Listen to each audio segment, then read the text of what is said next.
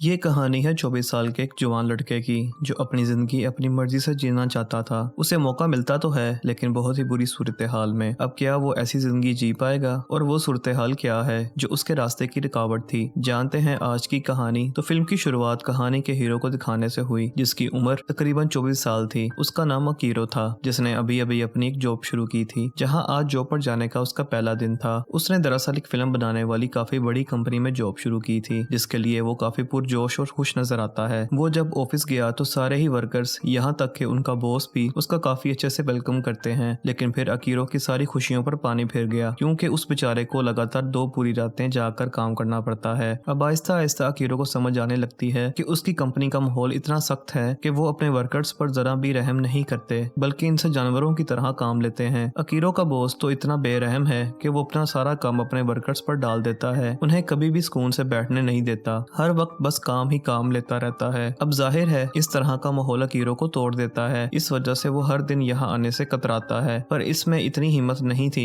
कि इस जॉब से वो इनकार करता। इन हालात में एक दिन उसकी मुलाकात अपने बचपन के दोस्त से हुई। ये दोनों मिलकर खाना खाते हैं जहाँ अकीरो उसके साथ जो हो रहा था उस सब के बारे में अपने दोस्त को बताता है, जिस पर उसके दोस्त का कहना था कि मेरी सलाह ये है कि तुम हर चीज अपनी मर्जी अपनी शर्तों पर करो, ना कि दूसरों की मर्जी से जियो। वो यहाँ अकीरो का दिल जलाने के लिए अपनी खुशहाल जिंदगी की बड़ी बड़ी बातें बताने लगता है कि मैं तो भाई अपनी जिंदगी में बहुत खुश हूँ, काम भी ठीक है और बहुत सारी खूबसूरत लड़कियां मेरी दोस्त भी हैं। ये सुनकर अकीरो को जलन होने लगती है तो अपने दोस्त को जलील करने के लिए वो माजी में हुई एक बात के बारे में बताने लगता है कि जब तुम और मैं स्कूल में पढ़ा करते थे तो एक दिन हमारे स्कूल में रेस हुई जिसमें मैंने और मेरी टीम ने तो बहुत अच्छा खेला पर सिर्फ तुम्हारी वजह से हम लोग गेम हार गए क्योंकि तुम उस वक्त ठीक से नहीं दौड़ पाए थे। तो ज्यादा खुश होने की जरूरत नहीं है, तुम बुज़दिल हो, उस दिन अपनी टीम को ही हरवा दिया था। जो सुनकर उसके दोस्त को गुस्सा आ गया और इनकी बहस होने लगी जो थोड़ी ही देर में लड़ाई में बदल जाती है। अब अकीरो की जिंदगी तो ऐसे चल रही थी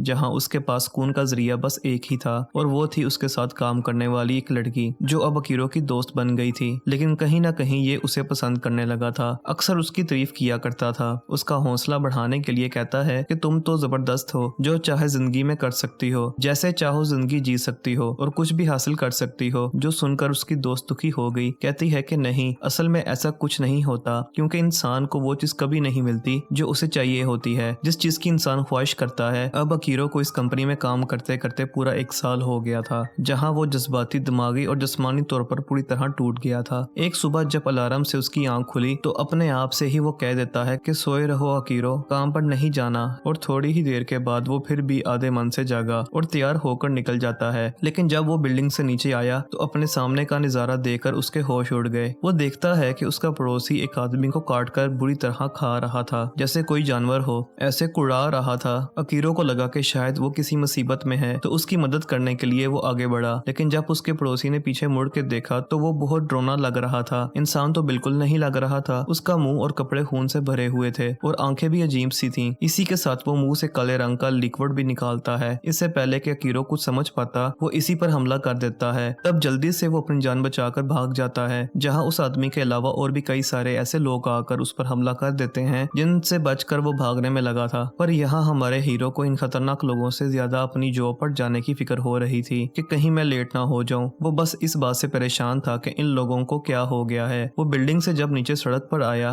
तो वहाँ का नजारा भी अजीब था क्योंकि ये अजीब लोग सही लोगों पर हमला करके उन्हें मार रहे थे। हर तरफ खून खराबा था तो जाहिर है वो यहाँ से भी बचकर नहीं निकल सकता था। इसीलिए बिल्डिंग की छत पर आकर एक जगह खुद को लॉक कर लेता है। ये डरोने लोग अभी भी उसके पीछे पड़े हुए थे लेकिन यहाँ एक ग्रिल वाला गेट था जिस वजह से वो लोग अंदर नहीं आ पाते। अब अकीरो छत पर आकर पूरे शहर को तबाह होता देखता है जहाँ उसे समझने में देर नहीं लगती कि पूरे शहर में ज़ोंबी एपोकलिप्स आ गया है। पूरा ही टोक्यो शहर ज़ोंबी से तबाह हो रहा है। पर यहाँ तो अकीरो अपनी जॉब के माहौल से इस कदर परेशान था कि इन ज़ोंबीज के हमले में वो ये सोचकर काफी खुश हो जाता है, ओह वाओ, अब मुझे ऑफिस नहीं जाना पड़ेगा। बिल्कुल जैसे कोई छोटा बच्चा खुश होता है जब उसे स्कूल ना जाना पड़े। अब इस सूरत हाल में अकीरो को अपने दोस्त की फिक्र होने लगी। वो मैसेज करता है पूछने के लिए कि तुम कहाँ हो और ठीक तो हो ना। इस पर वो उसे अपनी लोकेशन सेंड करके यहाँ आने को कहती है। अब जाने से पहले अकीरो अपने पड़ोसी के एक कपल के घर जाता है जो टीवी पर ज़ोंबीज के हमले की खबरें देखकर काफी परेशान हो रहे थे। यहाँ औरत माँ बनने वाली थी लेकिन उनके पास खाने पीने का सामान खत्म हो रहा था। तब अकीरो उनसे वादा करता है कि मैं अपने दोस्त के घर जा रहा हूँ और आते हुए तुम लोगों के लिए खाना जरूर लेकर आऊंगा। थोड़ी ही देर में अकीरो उसके घर में पहुंच जाता है जहां उसकी दोस्त ने उसे आने को कहा था। वो जब अंदर गया तो घर की हालत भी बहुत खराब थी। वो घबरा गया, डरते डरते अंदर आया जहां उसे एक जगह पर अपनी दोस्त मिल जाती है। वो भी काफी घबराई हुई थी।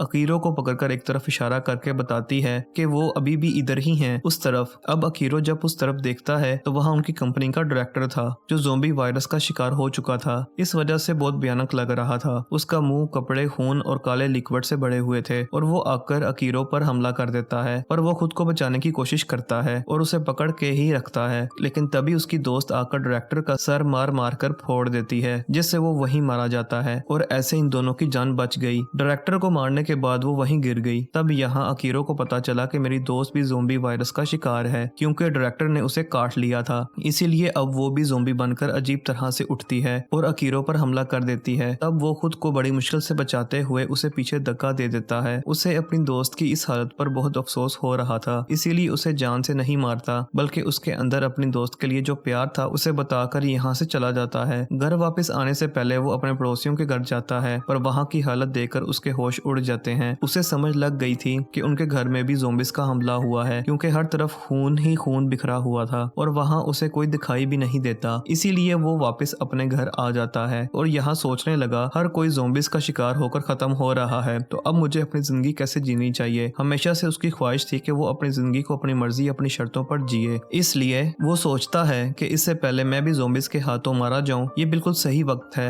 अपनी हर ख्वाहिश को पूरा करने का, जो हमेशा से मैं चाहता था, कि यानी अपने घर की सारी सफाई करके घर को अच्छा बनाना, घर के अंदर ही कैंपिंग करना, बहुत सारी शॉपिंग करना और मजे मजे की डिशेस बनाकर खाना वगैरह। इस तरह वो अपने पसंदीदा 10 कामों की लिस्ट बना लेता है और फिर अगले दिन से इन कामों को पूरा करने में लग जाता है। ज़ोंबी से बचते बचाते अकीरो एक शॉपिंग मॉल में जाता है और अपनी पसंदीदा डिशेस बनाने के लिए वहां से जरूरत का खाने पीने का सामान लेता है, जैसे गोश्त, सब्जियां, फल वगैरह, और फिर उसी बिल्डिंग की छत पर कैंपिंग करने लगता है। पर आज वो अपनी पहली डिश बनाने लगा तो उसे एहसास हुआ कि कुछ जरूरी चटनियां और मसाले तो हैं ही नहीं जो मैंने इस डिश में डालने हैं, और क्योंकि वो अपने किसी भी ख्वाहिश में कोई भी कमी नहीं छोड़ना चाहता था, इसलिए दोबारा से ज़ोंबी से बचते हुए शॉपिंग मॉल में जाता है। वो जब शॉपिंग कर रहा था तो एक अनजान शख्स जिसने हेलमेट पहना हुआ था वो अकीरो पर हमला कर देता है। उसने जब हेलमेट उतारा तो पता चला कि अनजान शख्स एक लड़की है जो ज़ोंबी से बचकर अभी तक रह रही है। इसका नाम शिज़ोका था। वो अकीरो से बात करने लगी, लेकिन तब ये देखते हैं कि स्टोर के बाहर एक आदमी पर ज़ोंबी ने हमला कर दिया है, जो देखकर अकीरो उसकी मदद करने बाहर गया। फिर 2 ज़ोंबिस भी स्टोर के अंदर घुस गए। अब ये लड़की शिज़ोका जानती थी कि इनसे कैसे निपटना है। वो म्यूजिक बजा देती है जिससे ज़ोंबिस उसकी तरफ भागने लगे। यहाँ दिखाया गया कि शिज़ोका बहुत बहादुर है। वो अकेली इनसे लड़ने लगी और बड़ी आसानी से एक हथियार की मदद से ज़ोंबिस को ठिकाने लगाती है। इस वजह से अकीरो काफी खुश हो गया। यहाँ उसे इस बात का एहसास हुआ कि ज़ोंबिस आवाज की तरफ खींचे चले आते हैं, जिसके बाद शिज़ोका यहाँ से जाने लगी। बाहर आकर अकीरो उससे बात करने लगा, कहता है कि हमें साथ रहना चाहिए, जिस पर वो साफ साफ मना कर देती है। नहीं, मुझे जिंदा रहना है। इस सूरत हाल में खुद को कैसे भी करके बचाना है, पर तुम जैसे बेवकूफ इंसान को साथ रहकर मैं कोई खतरा मोल नहीं ले सकती जो किसी की जान बचाने के लिए अपनी और दूसरों की जान को भी खतरे में डाल ले। इसके बाद अकीरो घर आ गया, जहाँ उसे अचानक अपने उसी दोस्त का ख्याल आया जिसके साथ अकीरो की बहस हो गई थी। ये फौरन उसे कॉल करता है। तब पता चला कि अकीरो का वो दोस्त भी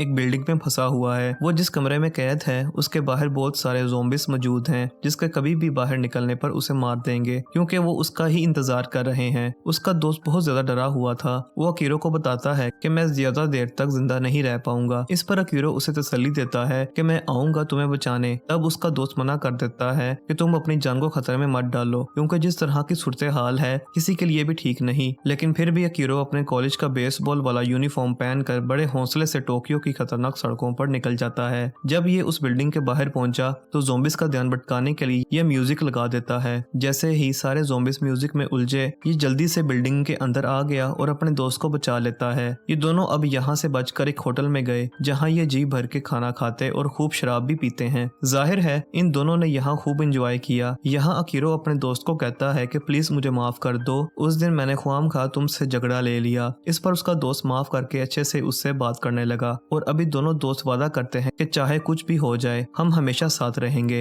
इस बातचीत के दौरान उसके दोस्त को पता चल जाता है कि अकीरो ने अपनी ख्वाहिशों की एक लिस्ट बनाई हुई है जिन्हें वो पूरा करके ही रहेगा। तो उसका दोस्त पूछता है कि अब आगे तुम क्या करने वाले हो, जिस पर अकीरो खुश होते हुए जवाब देता है अब मैं एक सुपर हीरो की तरह लोगों को बचाना चाहता हूँ। इस पर उसका दोस्त सलाह देता है कि ये ना ही करो क्योंकि इस वक्त टोक्यो के हालात बहुत खराब हैं, तो बचे हुए इंसानों को बस यहाँ से निकलने के बारे में सोचना चाहिए, इससे बढ़ के कुछ नहीं। वो ये भी कहता है कि अकीरो तुम आखिर एक इंसान हो, तुम्हें सुपर हीरो जैसे सुपरमैन और स्पाइडरमैन जैसी कोई ताकतें भी नहीं पाई जाती, तो फिर तुम कैसे इन खतरनाक ज़ॉम्बीज का सामना कर पाओगे, वो भी अकेले। जिस पर अकीरो मुस्कुराते हुए उसे एक एक्वेरियम यानी मछली घर के बारे में बताता है जो टोक्यो शहर की दूसरी साइड पर बंधा हुआ था, और बताता है कि वहाँ बहुत सारी मछलियाँ और एक बहुत बड़ी शार्क भी है, और एक्वेरियम में एक शार्क सूट भी है जो खास उन लोगों के लिए बनाया जाता है जो समुद्र की गहराइयों में गोताखोरी के लिए जाते हैं। वो सूट बहुत मजबूत होता है क्योंकि मेटल का बना हुआ है, उसे पहनकर ज़ॉम्बीज हम पर हमला नहीं कर सकते। तो अब ये दोनों दोस्त फैसला करते हैं कि हम उस एक्वेरियम में जाकर उस सूट को लेंगे, फिर उसे पहनकर एक साथ निकलेंगे। तो प्लान के मुताबिक दोनों बाहर निकले ताकि एक्वेरियम जाने के लिए जो सामान इन्हें चाहिए वो इकट्ठा कर सकें। वो एक दुकान के पास पहुंचे, लेकिन जब उनकी नजर सामने सड़क पर गई तो वहाँ एक बस आकर रुकती है जिसके अंदर बहुत सारे मुसाफिर थे। अब बस को देखकर सड़क पर फिर रहे ज़ॉम्बीज इस बस पर हमला कर देते हैं और अंदर घुसना शुरू कर देते हैं। ये देखकर बस के लोग जल्दी से उतरकर सड़क पर इधर उधर भागने लगे। ये सूरत हाल देखकर अकीरो और उसका दोस्त कुछ लोगों को बचाते हैं और उस दुकान में आकर दुकान को बंद कर देते हैं। अब इन मुसाफिरों में एक लड़की वो भी थी जो पहले भी अकीरो से मिल चुकी थी, यानी शिज़ोका। अब यहाँ ये पता चला कि ये बस भी दरअसल एक्वेरियम की तरफ ही जा रही थी क्योंकि ये सुनने में आया था कि वो जगह ज़ॉम्बी से बिल्कुल महफूज है, और चूंकि वहाँ मछलियाँ भी हैं तो खाने पीने का सारा इंतजाम भी मौजूद है। अब ये लोग जब दुकान पर इंतजार कर रहे थे तो हम नोटिस कर लेते हैं कि इन मुसाफिरों में से एक के हाथ पर ज़ॉम्बी ने काटा हुआ है, जिसका मतलब कि वो भी इस वायरस का शिकार हो चुका है। और इस बात से सभी अनजान थे जो दुकान पर इधर उधर जा रहे थे। जिस बीच वो आदमी ज़ॉम्बी बन जाता है और इन सभी पर हमला कर देता है। वो दो लड़कियों को आकर पकड़ लेता है और बुरी तरह उन्हें काट कर खा जाता है, जो देखकर अकीरो और उसका दोस्त शटर खोल कर यहाँ से भागने ही लगे थे कि तभी वो देखते हैं कि वो दो आदमी और दो लड़कियां जब ज़ॉम्बीज बन गई हैं, उन्होंने शिज़ोका को चारों तरफ से घेरा हुआ है, जो देखकर अकीरो वहाँ पटाखे फोड़ता है, जिन्हें देखकर ज़ॉम्बी डर गए और वहाँ से भाग जाते हैं। जिस चीज का फायदा उठाकर ये तीनों शटर खोल कर यहाँ से बाहर भाग आते हैं। बाहर इन्हें एक आरवी वैन मिलती है जिसके अंदर ये लोग जल्दी से बैठकर यहाँ से आगे बढ़कर ये लोग फैसला करते हैं कि अब हम तीनों साथ रहेंगे। इसके लिए पहले तो शिज़ोका नहीं मानती, लेकिन अकीरो से राजी कर ही लेता है। ये लोग फैसला करते हैं कि हम कैसे भी करके एक्वेरियम तक पहुंचकर ही रहेंगे। यहाँ अकीरो शिज़ोका को भी अपने सपने के बारे में बताता है कि मैं एक सुपर हीरो की तरह ज़ॉम्बीज का खात्मा करना चाहता हूँ और लोगों को बचाना चाहता हूँ। शिज़ोका को इसका ये सपना बिल्कुल बेकार और बचकाना लगता है। अब सबकी जान बचाते वक्त अकीरो के हाथ पर चोट लग गई थी, जिस पर शिज़ोका मरहम पट्टी करती है। यहाँ वो भी अपने सपने के बारे में बताती है कि इस ज़ॉम्बी एपोकलिप्स से पहले ही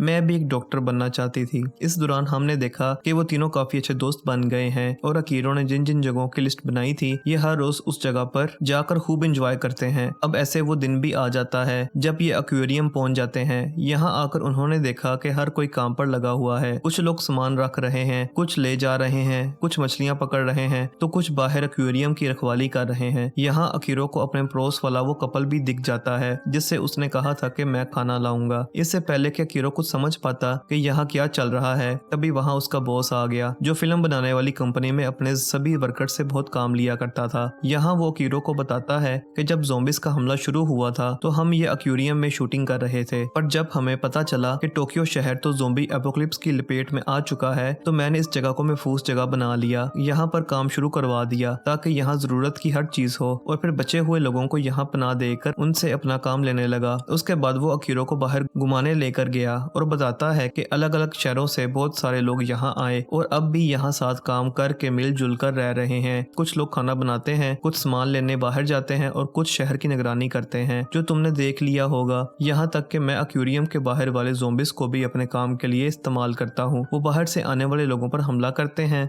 जो यहाँ चोरी के इरादे से आते हैं, और इस तरह हमारे एक्वेरियम की जरूरत का सामान उन चोरों से महफूज रहता है। अब तक इसके बॉस ने अकीरो के दोनों साथियों को भी काम पर लगा लिया था, यानी उसके दोस्त और शिज़ोका को, और क्योंकि अभी तक अकीरो काम पर नहीं लगा था इसीलिए उसका बॉस कहता है कि तुम भी यहाँ दोबारा से काम करने लग जाओ जैसे तुम पहले मेरी कंपनी में काम किया करते थे। इस पर अकीरो जवाब देता है कि मैं अपनी जिंदगी अपनी मर्जी से जीना चाहता चाहता हूँ, मेरी ख्वाहिशों की लिस्ट है जिन्हें मैं पूरा करके ही रहूंगा। ये सुनकर उसका बॉस उसका मजाक बनाता है कि बाहर रहना तुम जैसे कमजोर और बुज़दिल लोगों के लिए खतरा है, जबकि एक्वेरियम के अंदर तुम और तुम्हारे दोस्त महफूज रहेंगे। ये सुनकर अकीरो ना चाहते हुए भी मान जाता है। वो बेचारा ये सोच रहा था, एक बार फिर मैं उस जिंदगी में आ गया हूँ जहाँ वर्कर्स से जानवरों की तरह काम लेकर बहुत बुरा बर्ताव किया जाता है। जाहिर है यहाँ भी इनके साथ वही सलूक किया जा रहा था। उनका बॉस और उसके साथ ही अच्छे अच्छे खाने खाते थे, जबकि बेचारे वर्कर्स को बामुश्किल 2 वक्त की रोटी नसीब होती थी और ढेर सारा इनसे काम लिया जा रहा था। जाहिर सी बात है ऐसे माहौल में रहना उनके लिए बहुत मुश्किल था।